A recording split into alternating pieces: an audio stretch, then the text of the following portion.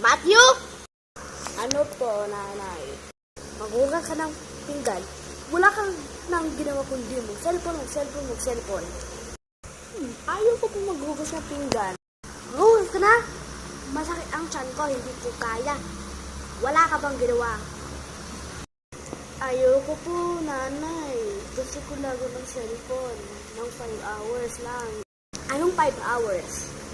Bukas ha, wala ka ng cellphone. Mag-aaral ng aral ka na mabuti.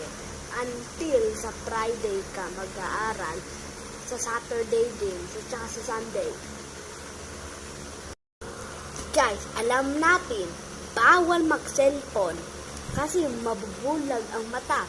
Remember yun ha? Hello po guys. Ako'y Nanay Matthew. Ang pangalan ko ay si Nanay Merika. Nanay Merika ako. Nanay! Ano naman anak? Perfect ako sa exam! Very good sana all. Pwede ka na mag-cellphone. At alam na natin, ako si Nanay Merika, ang nanay ni Matthew. Yay! Kumang sa cellphone! Nanay, gising ka! Ano naman, anak? Walang power! Walang power!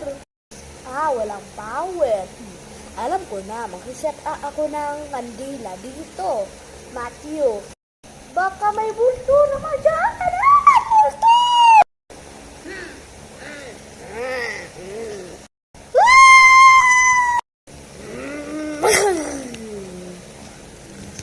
Nanay, ang hero mo!